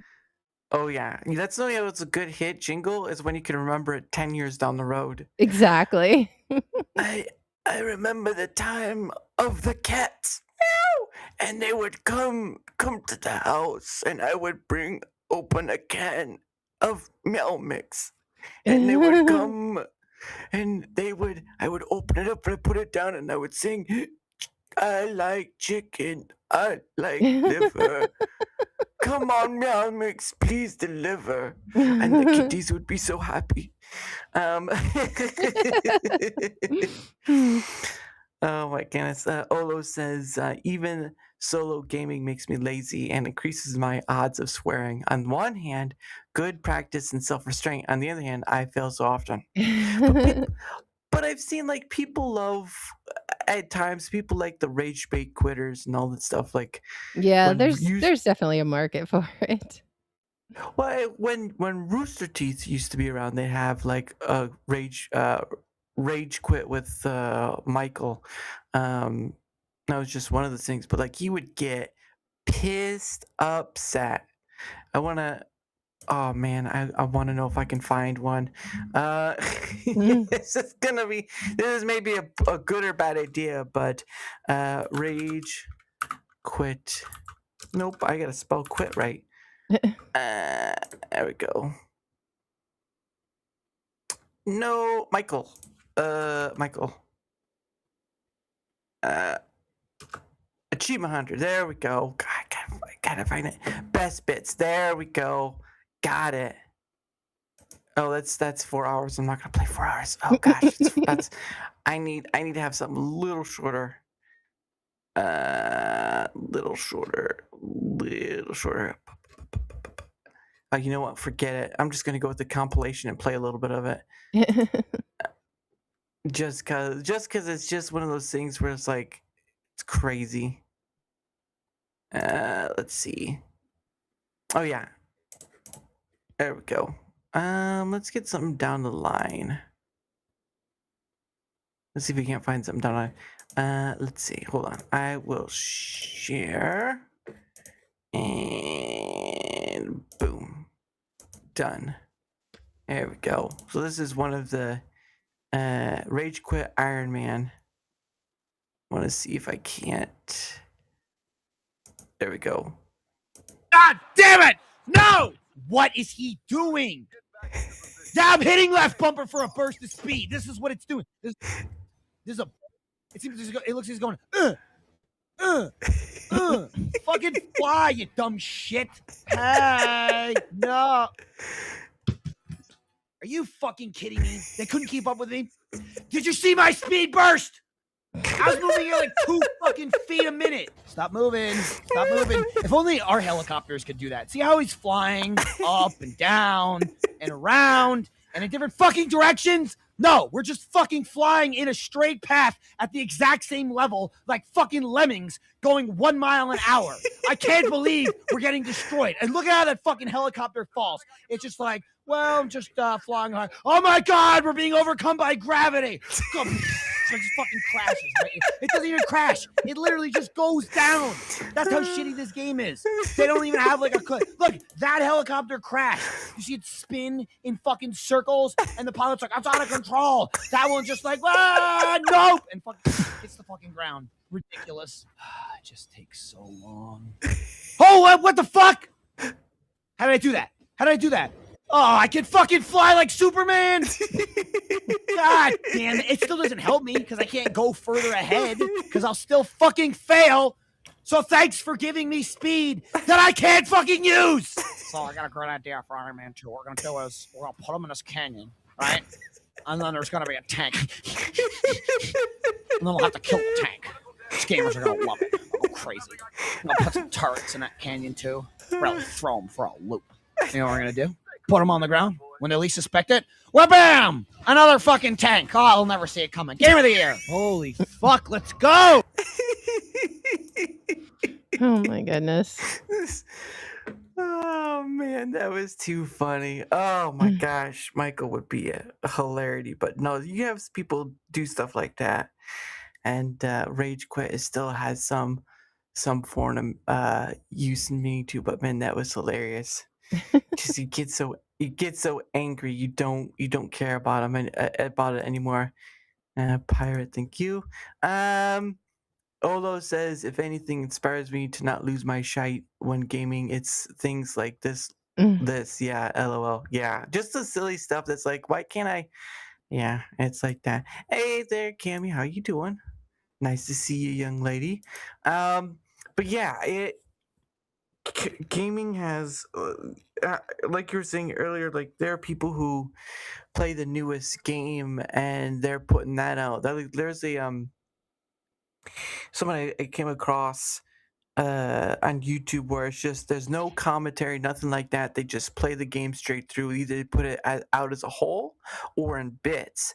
And oh my gosh, like some of these people who upload these games is like uploading. Oh my gosh, several hours of just the game itself, and it's like really, Yeah, it's crazy. that's probably one thing that streaming has taught me is the importance of commentary. Like, it's funny because I'll find myself not streaming but playing a Mhm. game and still talking out loud. I'm like, it's just become an ingrained habit now, and Yeah. but I think it's important to have commentary to explain what's going on in your mind as you're playing, because otherwise it's just like, why am I watching this? It's like, yeah, it's like, well, I'm trying to open this chest, but it won't open. It's like, wait, is that someone out there? What? Hold on, what?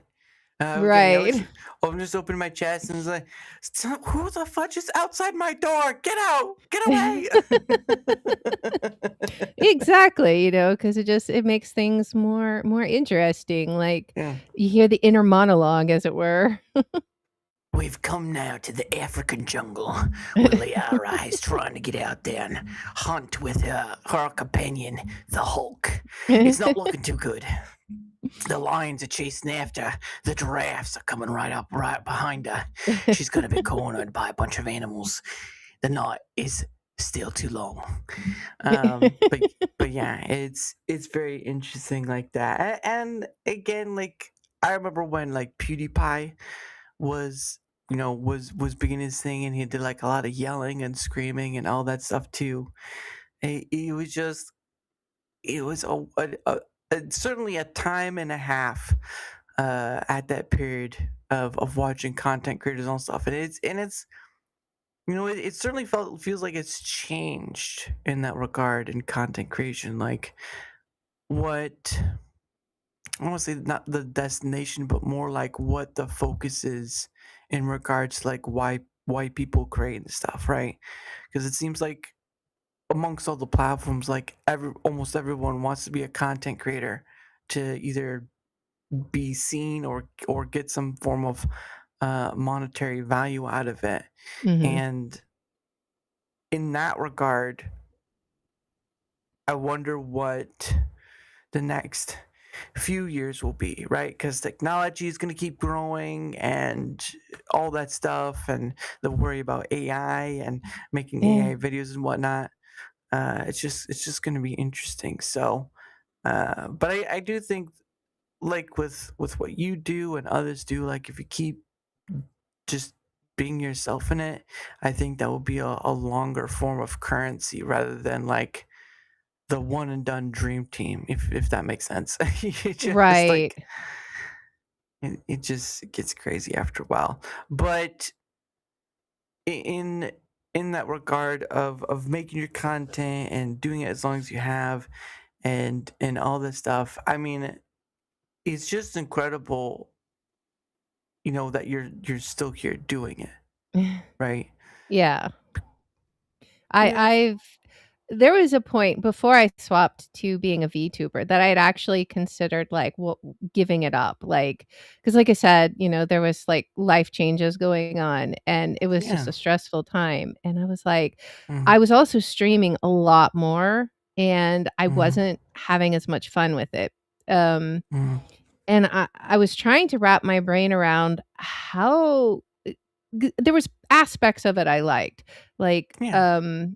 but then there was stuff that I didn't like so much, and I was having Mhm. trouble trying to figure out what to do about it. But then I was just like talking to people. I was like, should I just stop? I mean, I kind of want to, but I kind of don't. Like, I feel like if I Yeah. do, I'm going to regret it. And finally, I came upon the idea of see, originally when I would edit a video, it would be the entire stream, and I would edit parts out, to make it. Mhm. But it would be one video, one stream, and so Mhm. I basically would play 7 games a week, so I could have a video every day. And that was a Wow. lot of stuff. Oh my And gosh. and now I only stream 4 days a week, but and only for an hour and a half each time because um the idea was presented to me that TV shows cliffhanger all the time. Why Oh do yeah. I have to make the whole stream the video? So Yeah. I just take the stream now and try and make, 2 to 3 videos out of it and just cliffhanger it, because even in the process of a natural stream, you Mhm. will be doing some stuff at the beginning and then Mhm. maybe different stuff later, and you can kind of group it together. Right. And that made things that and swapping to the VTuber model so it could be more relaxed for me, it made things a lot easier because there was less stress, and I was able to get back to enjoying creating the content, editing the videos, and doing the thumbnails and all that kind of stuff, and it wasn't just like it didn't feel like a slog anymore. Mhm. Yeah, when you started to enjoy being able to do it in that regard. Right. But like, what 12? Gosh, that's a lot of games to be doing beforehand. That's insane. No, it It's insane. was. It was crazy. Oh my goodness! But you know what would be real interesting though is if you're talking about cliffhanger, right? Like you just do a stream, and all of a sudden, you turn to the camera, the game's paused, and the stream ends, Right. and it's like, And they're like, "What happened? What? Did you disconnect?" What happened? And then you make a post later saying, "Thank you everyone for stopping by. Right. To see you tomorrow." That'd be a Like, well, hilarious thing to do on April Fools, man. you're just like, "Wait, but she's not. What happened? What's going on?" And people will be asking you that the day after, and it's just like, "Oh yeah, it's just I was done." And then it's just like Peace doesn't out. make any sense. Yeah, it's just like it didn't make any sense. You didn't say anything. It was like, you did see me leave, didn't you? Well, yeah. Well, then there you go. There's your And there's your exit point. farewell. There's your farewell right there. Sometimes you get a goodbye or an Alvida saying or something other. Sometimes you don't get anything at all. You just see the person, right? You just see the person and then they're not there anymore. It's just like poof, like magic. How did you do that again? She just disappeared. That is incredible.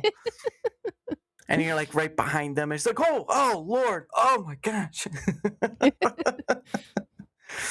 Man, but that would be interesting if someone did that. Just look at the camera and then just click, and it's just like, It's gone. what the hell? There's like a power outage or something?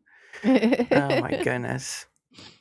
But so you come back to it, enjoying still making it and all that stuff, and of course, like you said, you had life changes, and that's why things had to change. But I can't. In for my regard in doing this, like. You have yours, and people have their own too. They have their own of why they keep doing it. I don't know. Like if someone were to, if you get asked by someone, it's like, oh, what would you be doing if you weren't creating content? Like I don't know, selling flowers, maybe something like that. Reading a book. Reading a book. Those still exist? Oh my I gosh! know. It's amazing. You could Kindle that thing. But for me, I don't like. I kind of stumbled my way through finding this bit. And now that I have it, it's sort of like I would do my full-time job, but like I don't know what else I'd be doing because it just feels like when you find that thing, it's like the most important thing in the world. But as like you said, you had life stuff and going on and stuff. Like giving it up, it almost feels hard as well because Right. Mm-hmm. you've put so much effort and time and all this. It's sort of like a life. It's sort of like a bit of a life journey right there, and it's like all that stuff has been put into it. It's like, But good on you for at least recognizing when you need to step back, because I think some people go to the ends and you see the burnout stuff, right? Like the people burn out and they're just Yeah. like, because I think there was like, I don't know where I've seen it before. It was like someone would post like this statistical thing, like after 5 years, only 0 point whatever percent will be still creating content and all this stuff. I'm like, that is crazy. Yeah. Because I've met some people who've been doing it decades, and I'm like, that is crazy. You still look good, but it's still crazy. I mean, I feel like it must be somewhat true because, like, I know, for example, on Twitch, there are people that I used to raid out to fairly regularly, and like they just kind of have vanished. Like their stuff still exists, but they haven't been streaming in a very long time. And Mhm. like I see that all the time. Yeah, and which is a rough part, because it's almost like, I want to say it's like a graveyard. I mean, if they said something, moved on, it's more of like reminiscing. But when Hmm. they don't say anything and it's just there, it does sort of feel like a ghost town sort of situation. And you're just Yeah. like, well, I'm still here. So, um, What happened but to them? yeah, next time on Where'd They Go? Exactly. Um, we hunt down the elusive Quacker McDuck, who'd been live streaming for 2 years and now he has disappeared. So that'd be an interesting. So, but yeah, I truly believe if you want to go do it, try it out, the content creation thing, and just be honest with yourself when you hit a point like a roadblock, or that question that you had asked yourself, like, should I keep doing it or not? And finding ways to explore that may benefit you more than trying to catch the what everything almost everyone else is doing sort of scenario. Yeah, you, Um, you kind of have to find your own flow and not necessarily fit yourself to the pattern everyone else does. You have to find yeah, what works for because you. yeah, and I know that part of that ordeal is like, oh, what keeps people here? What keep people engaged and all that stuff. And I get that, right? Like, that's why there's channel points and Twitch and all that stuff. But it, I truly do believe that in the occasional to rare times, if you just create, more than likely people will come to you, and not droves, right? That's not how it works, but like eventually someone will find you, and there will be a point where they'll just be like, make the first connection, and then that grows and all that stuff. Exactly. It's like exponential. It starts really slow. And like if you're expecting to start creating content and then have like 10,000 followers in like a month, you're probably going to be disappointed. But I've Yeah. watched even people that I watch on YouTube like started small when I started watching them, and now their numbers have grown a lot exponentially. Just the more people who are following you, the more people that are getting exposed, and the number of followers, like monthly, daily, etc., that just keeps going up. Like just in Hmm. general as a pattern over time. Yeah. And and and then you'll come to the point of, well, not you, but like some people do come to the point of, again, that burnout, or different paths, or adding to it, or whatever. Because like, you're right, like I don't watch him anymore, but I used to watch Captain Sparkles Mm. on YouTube. And that guy, like the last time I saw him, he was like, dude is just big ups, Mm. right? Big ups. And he's built a lot of stuff off of Minecraft, which is insane, even for Minecraft, right? Like Mm. Minecraft's been around since 2011, and Right? that's a long time, but it shows you the viability still of Minecraft, which again is a 15-year game, and people are still playing it And watching. and watching. It boggles my mind. But I'm not here to resolve that, though. That's the other part. Um, but anyway, it is getting close to the top of the hour again. It's what happens when we're gonna start doing the promotional stuff and all that. We're gonna start, waltzing our way out of here because one, I do have to get up in the morning for work, and I kind of need, I have to set up for tomorrow's stream as well. Which, going back to the AI stuff or whatever, like I've gotten to the point where it takes me about 30 to 45 minutes to set up for the next stream. Mhm. So talk about trying to be efficient in getting things set up. And again, that may play against me, it may be a detriment, but at the end of the day, I do this thing because I enjoy it, not because I'm trying to live up to what everyone else is doing per se. Exactly. So there is that. But we'll quickly go through our stuff. Of course, if you want to promote yourself the way you want, the floor is yours, young lady. Okay. So I stream on Twitch, YouTube, and Rumble. I'm a variety streamer and I play all kinds of games. I like to focus on logic and puzzle/mystery type games, but I play sim games and strategy and some horror games and RPGs, just all kinds of things. I just have a chill kind of vibe, I guess. It's a very chill black cat right there. Very chill black cat. Oh, sorry, very chill detective black cat. I have to add that in there. Exactly. Next thing you know, she'll be coming in with a Sherlock Holmes hat, and it's like, wow, look who upgraded. What are you talking about? I've always been the best of the best. Elementary, my dear Watson. Yes, right there. I see you. I see you, Watson. You're right over there, and you're trying to look at the clue, and it's not doing well for you. But you need to look closer. All right, good sir. All right.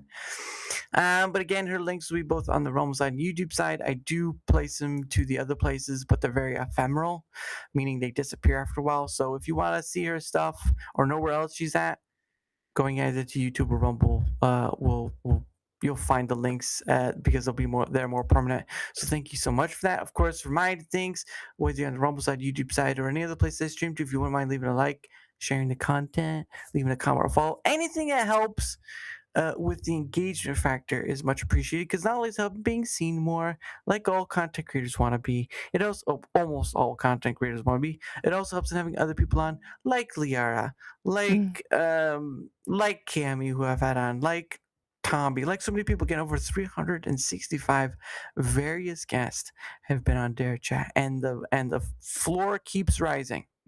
So keep an eye out for all the people for this month and next month, by the way. But yeah, any help with the engagement factor on either end is much appreciated. Of course, here is my link right there. All my links are in it. So if you want to know where else I'm at, bing, bang, boom, that link leads to them all, because I am not interested in having a laundry list every time in my description. But it is what it is. So there you go for that. Thank you so much. And of course, quickly going through, I promote Proton as many different facets. I am promoting Proton VPN. I'm actually using Proton VPN right now while I stream.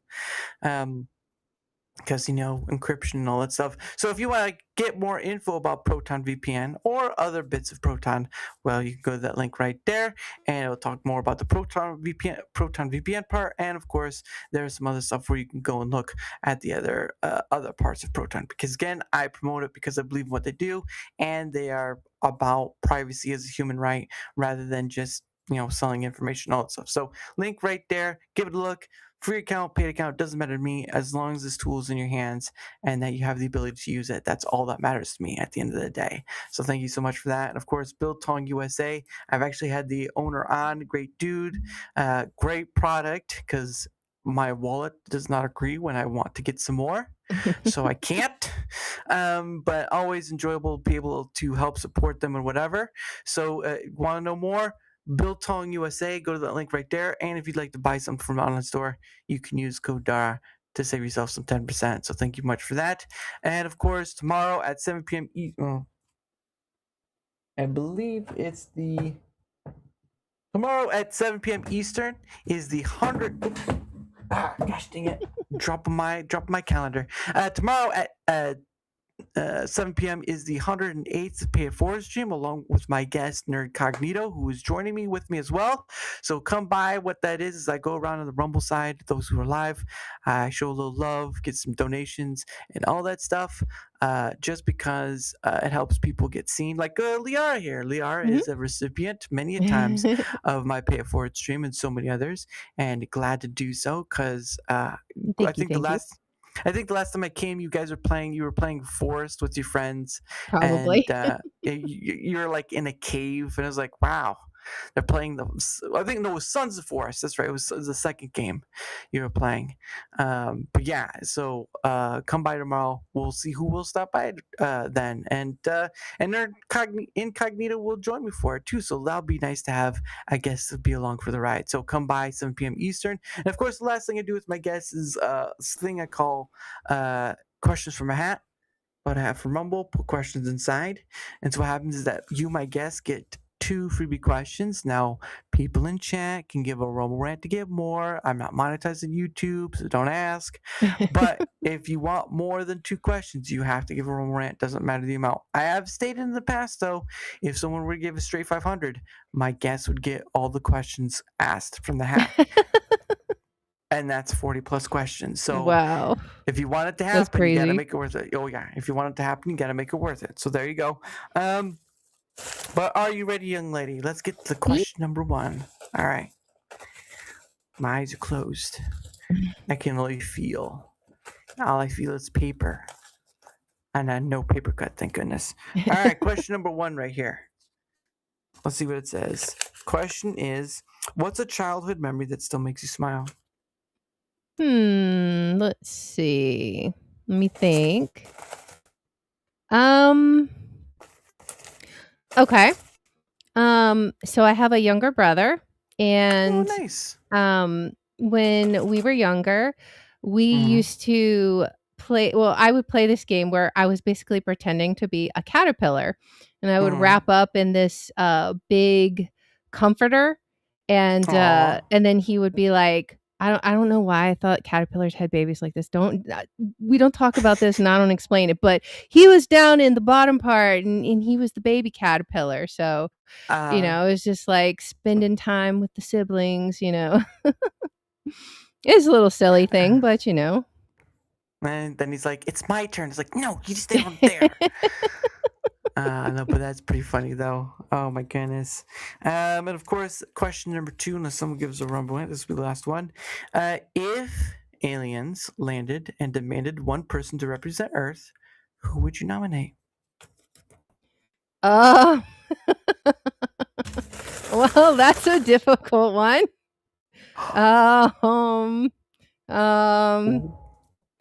Represent Earth. I assume they have to be alive. So let me think. Oh. Well, I mean, that's really hard because like it's so diverse everywhere. Mm-hmm.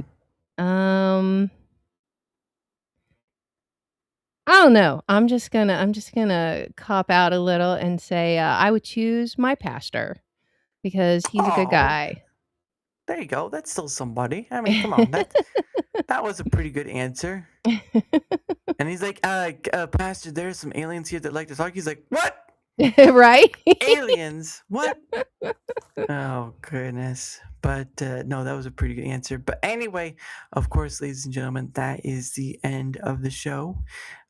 Big thank you to all those in chat, whether you came in at the beginning or have been here throughout, or just came at the end. It doesn't matter. What matters is that you guys are here sharing in the conversation, and that's the important part. And of course, a big shout out to the lovely leader herself, the Liyarra cat. Liyarra the cat, mind you. You, of course, you are always welcome to come back on because there's always more to talk about. But it has been an honor having you on, and thank you for being here. Thank you for inviting me. Oh yeah, it has been a real pleasure. Of course, this is not Chick-fil-A, so I'm not going to keep saying that. My pleasure.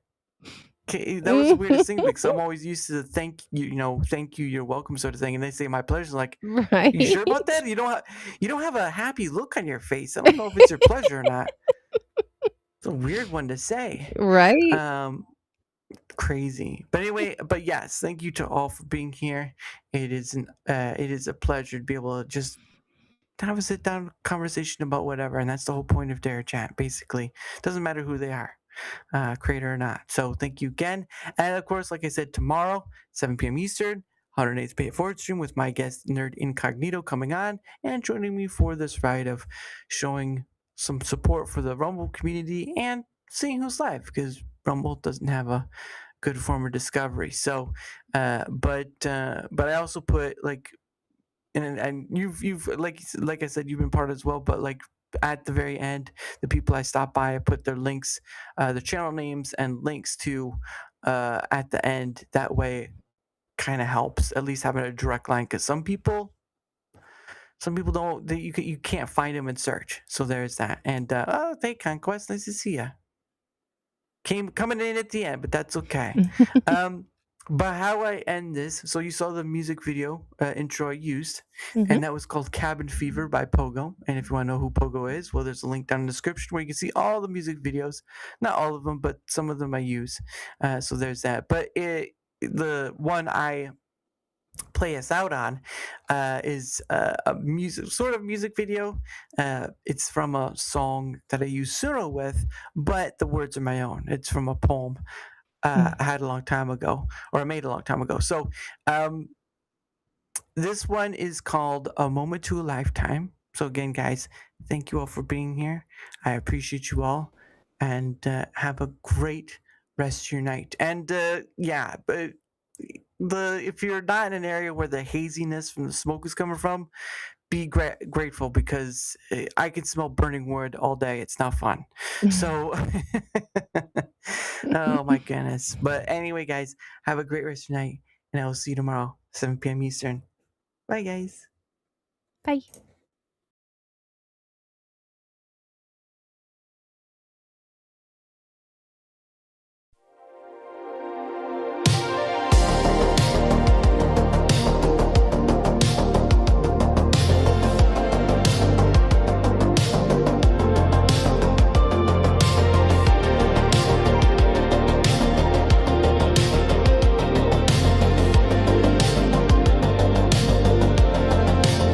Give me a moment, and I will make a lifetime. Give me a lifetime, and I will make something beyond recognition. Beyond recognition is a desire, a flame born of dreams forward. Yet dreams do not push beyond their scope. A recognition held back by reality. But reality's a dreaming way to come true, and be reality. So what do you wish? What is your desired reality? In truth, maybe not much. In truth, maybe it is. Only you can weave the dreams of wanting reality to form, and then, only then, will you create it.